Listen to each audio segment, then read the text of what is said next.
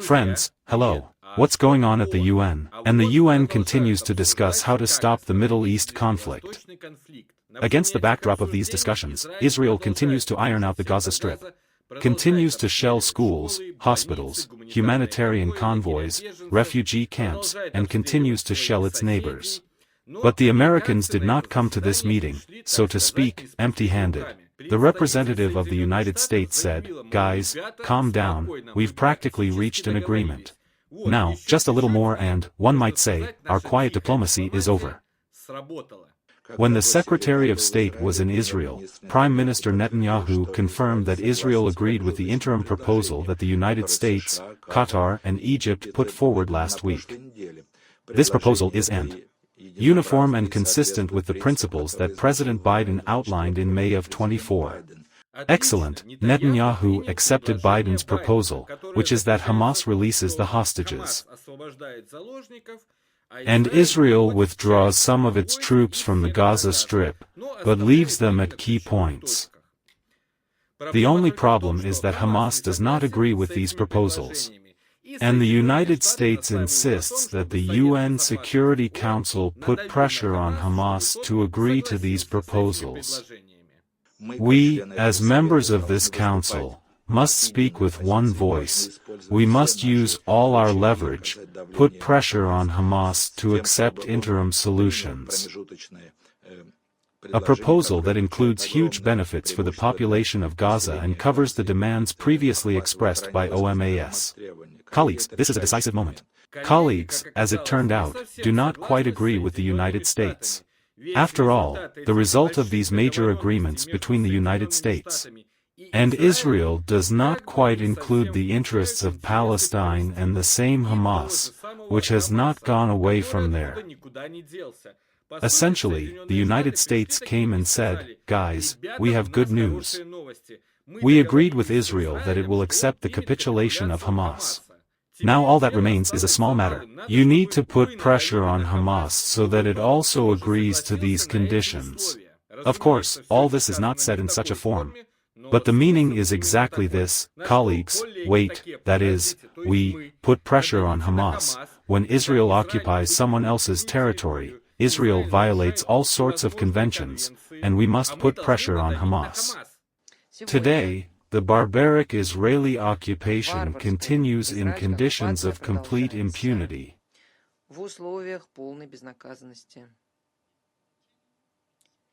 Israel continues its policy, killing Palestinians and turning the Gaza Strip into a nightmare, so that Palestinians can no longer live there. The situation is catastrophic, worsening every day, and there is no sign of hope. For months now we have been told that we are close to reaching a deal to end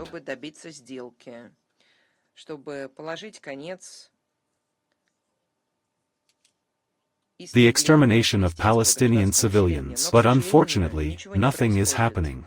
We continue to support the efforts of the mediators of Qatar, Egypt, and the United States of America to reach an agreement.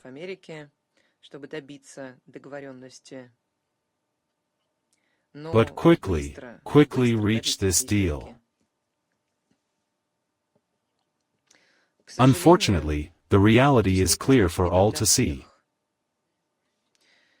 The Israeli occupying power continues to ignore international calls, including Security Council resolutions, Security Council decisions, including the International Court of Justice ruling, and the Middle East is at risk of a wider conflict. At the same time, we are convinced that a permanent ceasefire in the Gaza Strip is the only way, and to avoid further escalation in the region. Dmitry Polyansky also spoke at this meeting. As usual, I invite you to watch his speech in full with me. It is painful to admit that the Security Council, as the main UN body responsible for maintaining international peace and security, For more than 10 months, it has essentially remained a passive observer of the ongoing bloodbath in Gaza, which has already claimed more than 40,000 innocent civilian lives.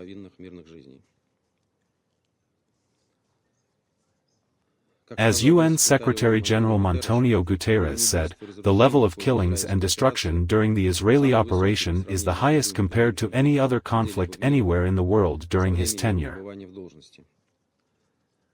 And what is happening in Gaza is, quote, complete lawlessness. We are extremely disappointed that the Council has still not been able to unequivocally demand an immediate ceasefire and ensure that all parties to the conflict comply with this demand. 2.5 months ago, the members of the Security Council adopted the Washington-drafted Resolution 2735, on which, as our American colleagues assured us at the time, the fate of the deal between Hamas and Israel on a ceasefire and the release of hostages in the Gaza Strip depends. Now is the time to take stock of how this document has affected the situation on the ground. There is an unequivocal answer to this: no way.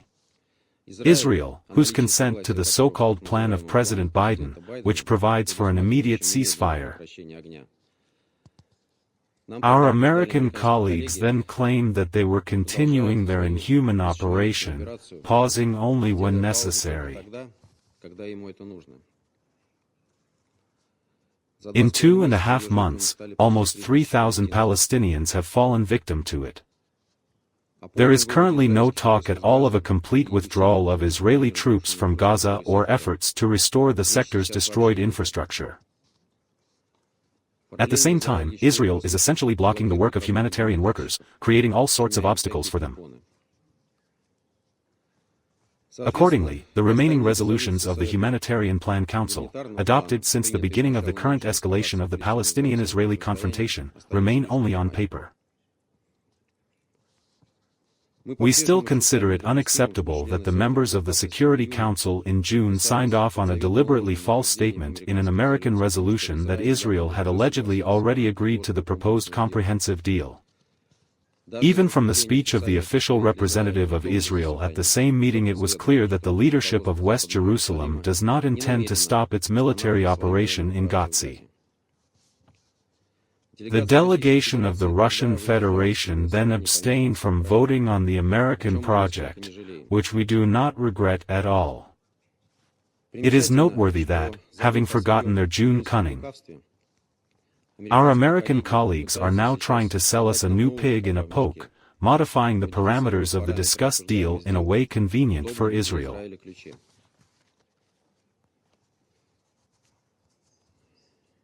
And today, the U.S. representatives in this room, without even bothering to explain to us what these changes consist of, are again calling on the members of the Security Council to put pressure on Hamas.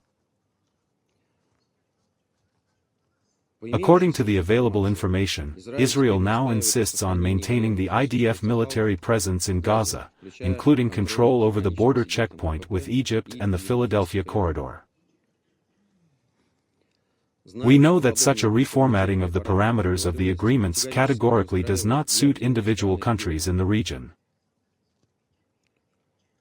I would like to ask our American colleagues, on whose behalf are you now acting, trying to push through precisely this fundamentally modified deal?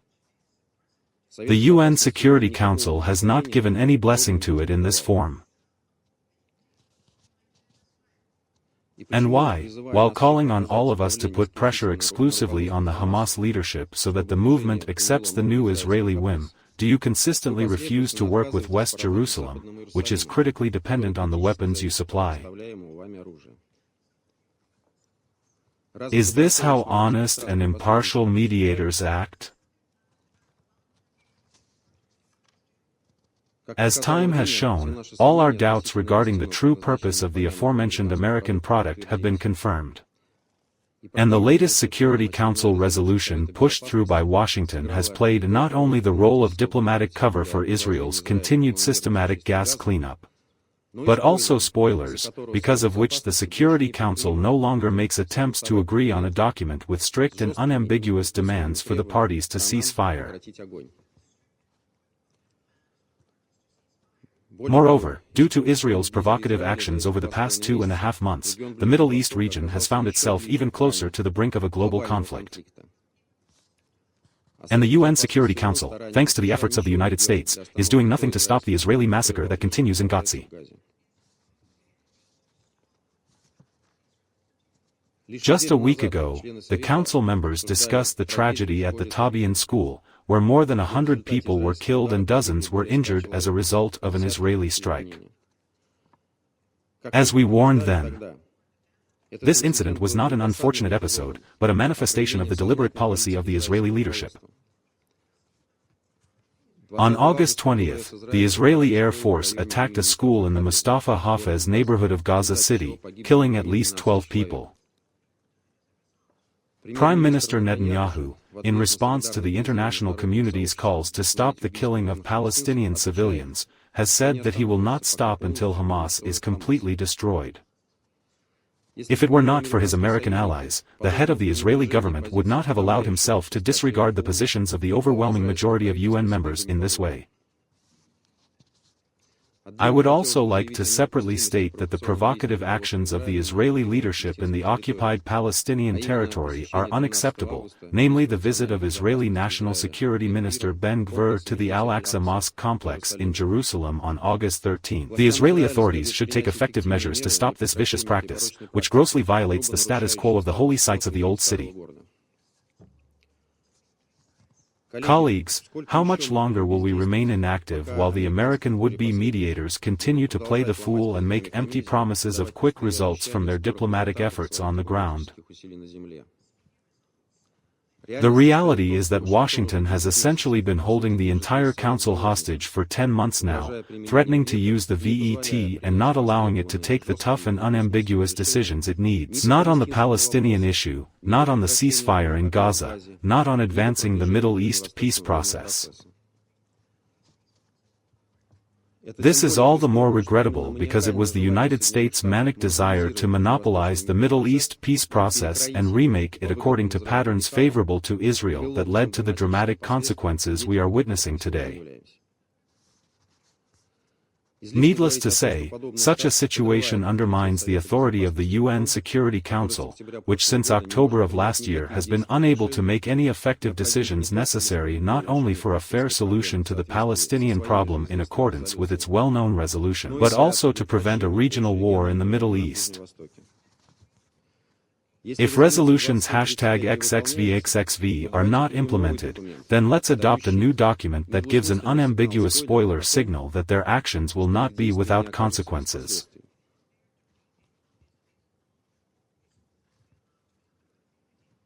And let's equip our resolution with tools that would help stop the violence regardless of the whims of one or another side in the confrontation. It is also critically important that Washington finally stop its multi-billion-dollar military aid to Israel, which is used to destroy peaceful Palestinians. How many more victims are needed for the Council to start acting in accordance with its mandate, and not follow the lead of the US and Israel? 40,000 Palestinians, most of whom are women and children, are not enough to make the necessary decision. We pose the questions in such a way that all our colleagues feel their responsibility before history. For our part, we are ready to cooperate with all who share our position. Thank you for your attention.